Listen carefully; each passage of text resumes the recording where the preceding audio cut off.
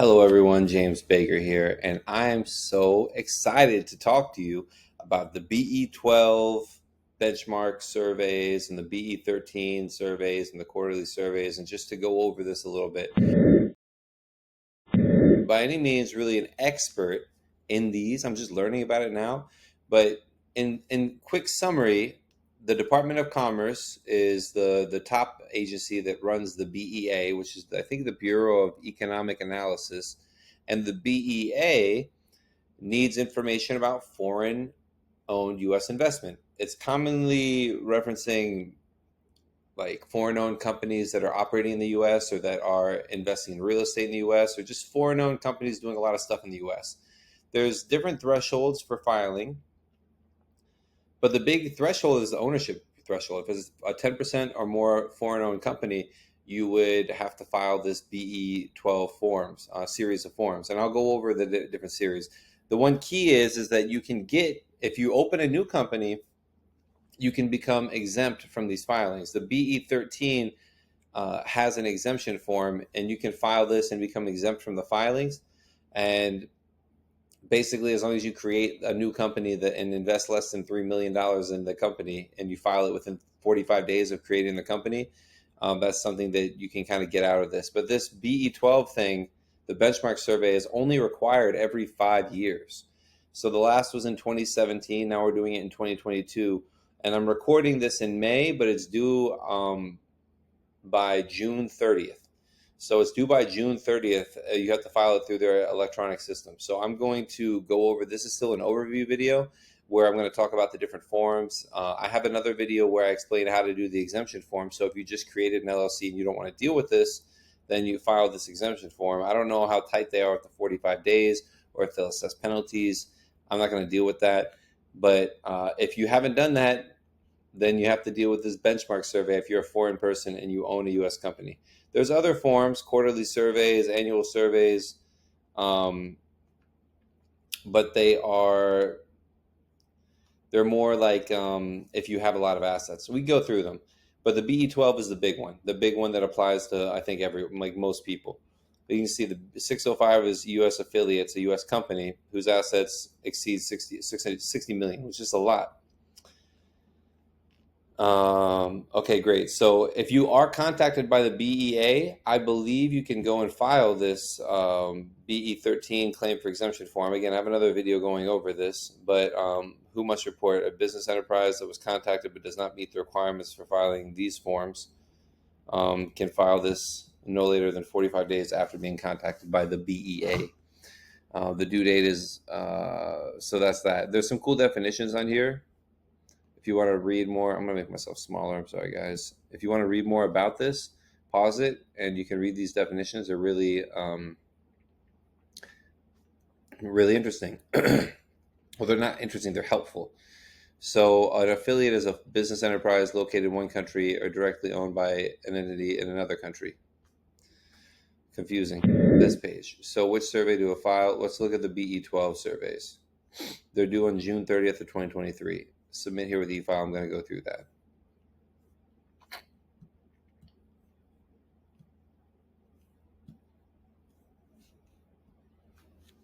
BE12.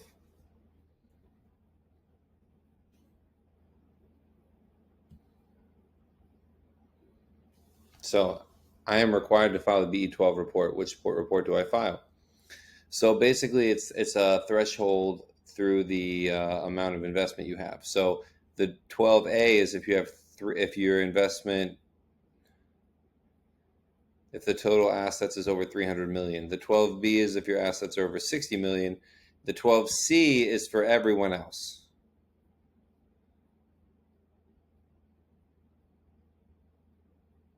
Okay, wait, 12C. If none of the following three items exceeded 60 million. Exactly. And the 12, BE12 is something I was trying to make work, but the BE12 is a funny form, a claim for not filing. So this is the BE12 claim for not filing form. And the issue with this is that which sections to complete. When we're going through the sections to complete on the BE12 form, Were I'll move myself back over here. Were at least 10% of the voting rights directly owned by a foreign person? Yes, to question two. Were more than 50% of the voting rights owned by another U.S. affiliate? No. Skip to question four. Is the U.S. entity a private fund? And it's no. You must file a form BE12, BE12B, or BE12C.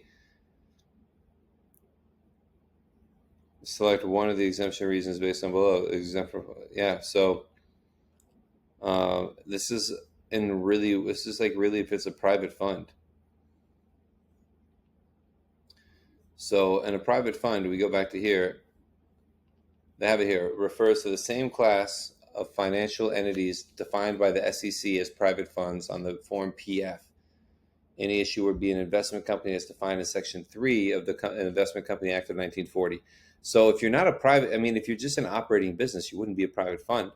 So if the BEA contacts you and you haven't filed a BE13 exemption form, you probably have to file a BE12C.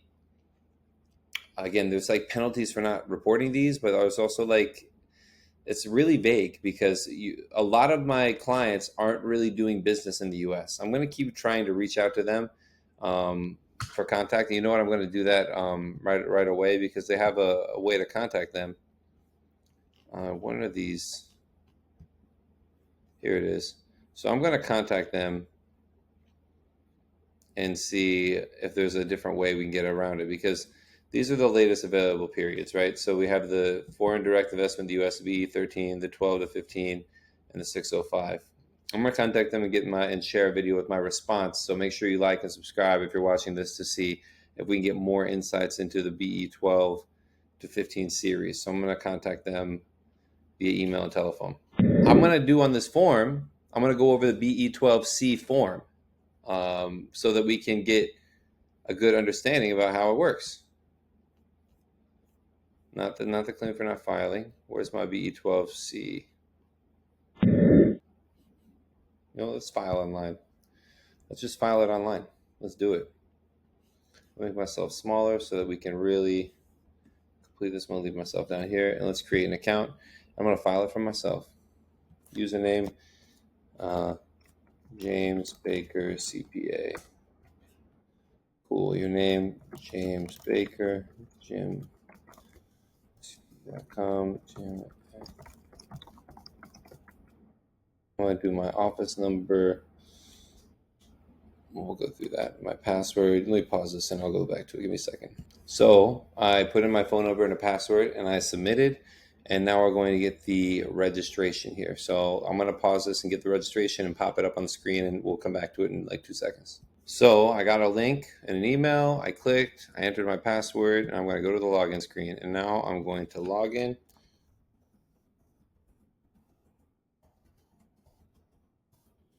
And let's log in and let's see what it looks like. So need the link or add a survey? Let's link it. I'm going to do this is awesome.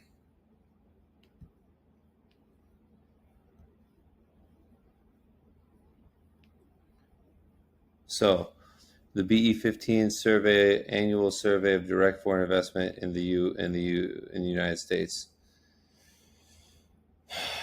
Let's get back to here. Let's look at the BE15 to make sure we're not missing anything.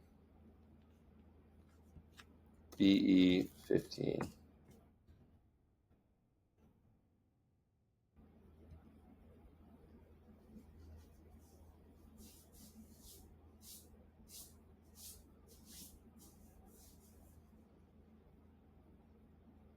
This is an annual survey.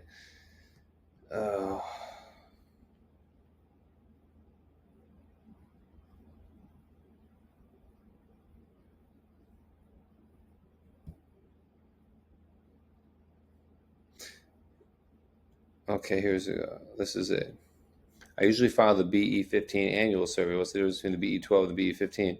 The BE12 benchmark survey is most comprehensive.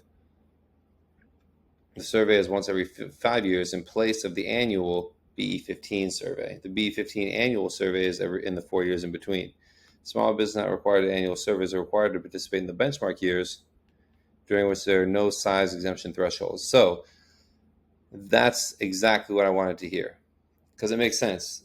The BE15 has size exemptions, which we're going to look at who needs to file the BE15. We got to figure that out next. And then, but basically every business needs to do a BE12, whether or not contacted by the BEA. Okay, so let's go back to my, where am I? Yep, link a BE12 survey. Okay, so to file a BE12 benchmark survey, please review the below criteria and appropriate option to file a BE12 survey. You received a notification letter with an ID that does not begin with an R, or you have previously filed a survey. Okay, so we link it to an old one. If you filed it before, link it to an old one. You received the notification, or the entity being reported is never filed and you did not receive the notification letter. Let's add a new report because we didn't get a letter or we never did it. Okay, read carefully. By completing the form, you'll be able to file a BE12 survey without a BE12 number. This method file should only be used if your entity meets the following criteria. I'm going to save that. The entity has never previously filed a form, has not received notification with an existing ID to file, and meets the filing requirements for the survey, or the entity you have received as notification starting with an R. Okay. A BE12 report is required for each U.S. company, i.e. for each U.S. business enterprise in which a foreign person or entity wholly controlled or indirectly 10% or more of the voting securities. If an unincorporated U.S. business enterprise,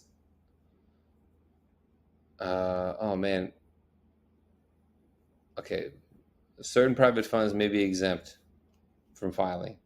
See the line F of BE12. So complete the information below to begin. Items with an A are required. I might actually, I'm going to fill this out, even though I'm not really required to. You have received, so I'm going to fill it out anyways. Okay, let's just do one of my LLCs. James Baker, no, I do it like this. To Empresa en America LLC. James CEO, President. Office address. Oh.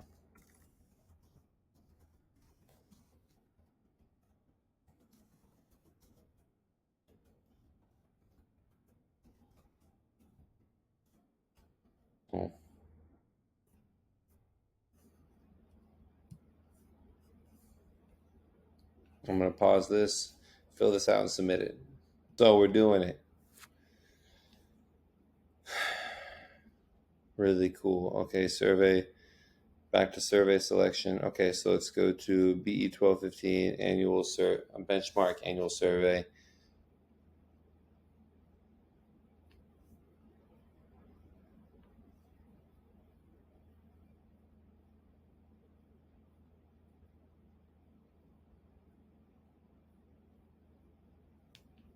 So you need to use Adobe Acrobat or Reader to fill out the form, and then you upload and submit the data. So we're going to select the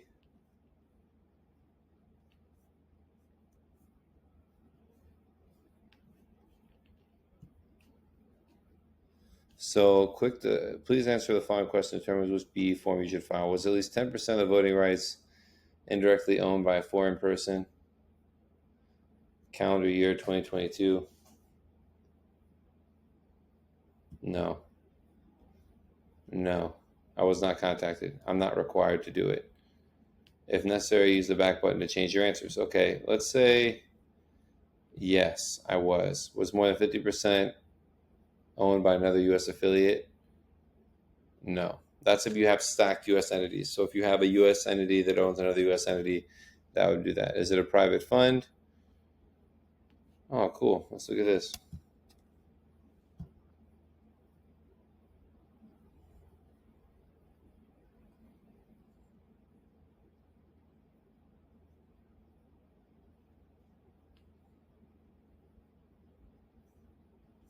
So annoying. Okay.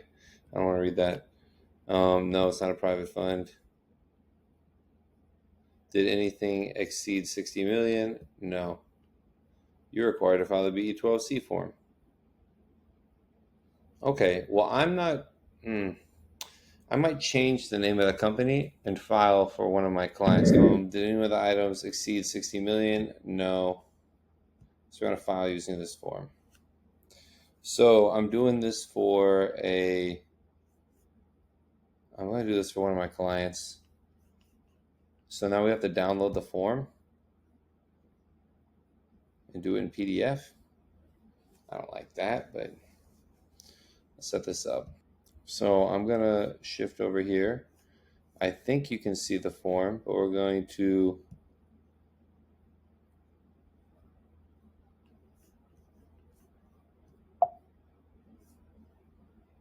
cancel. Okay, here we are. So we're on the website, and this is the form, and we submit it from here. So you need to download Adobe PDF, and we need to fill out the form. I'm going to fill out, it's the same form I went over, exactly the same. So I'm going to go over it on here again.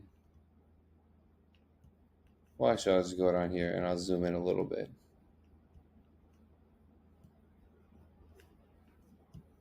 I also want to make it so I can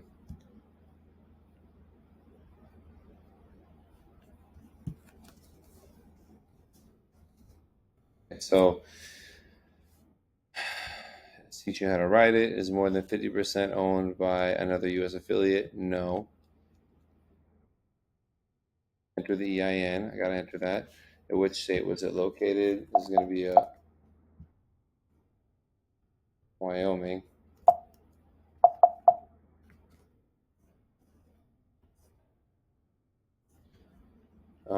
And the year ended 12/31/2022. No.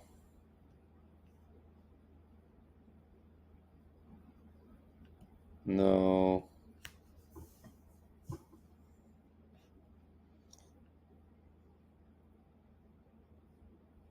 Wait, did the ownership, all foreign parents of voting securities, exceed 50%? Yes.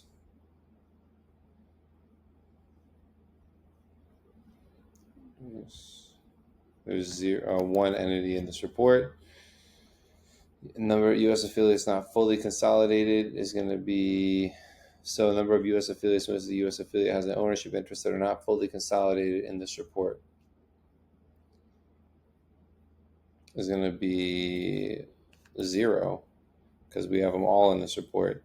What are the major products? 5416. And we're going to say online services. That's what this does.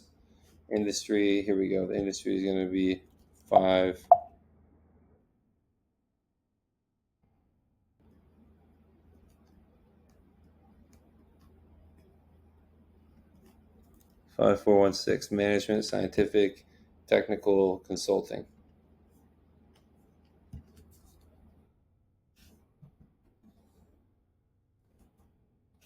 Sales, we're going to put sales, we're going to round this out. We're going to say it's 100,000. Wait. Let's go back to the first page. Report currency rounded to the thousands. Wow, omitting. Okay. Wow, so it's thousands. That's crazy.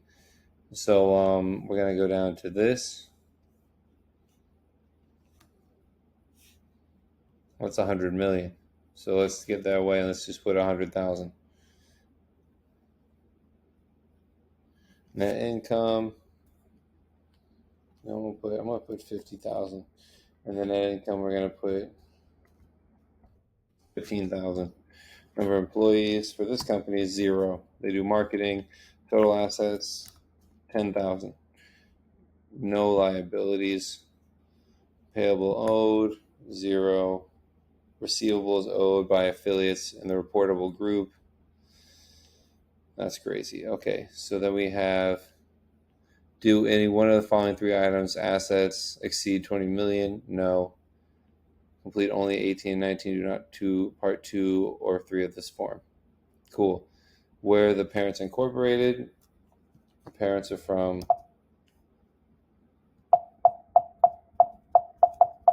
Costa Rica.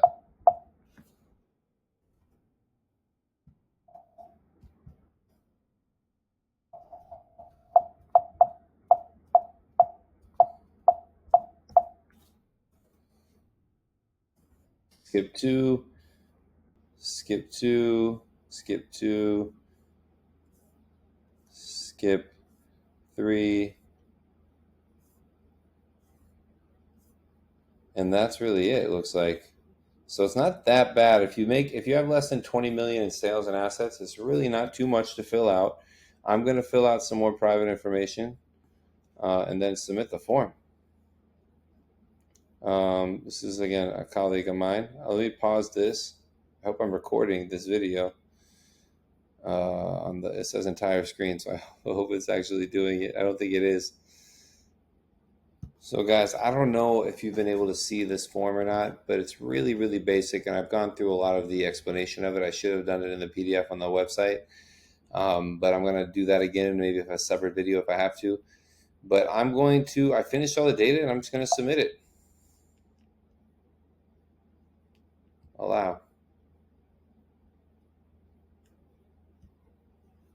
Let me save the data. Okay. Cannot connect the server.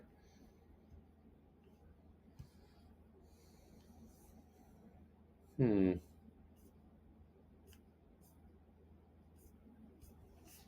make sure I'm set up. So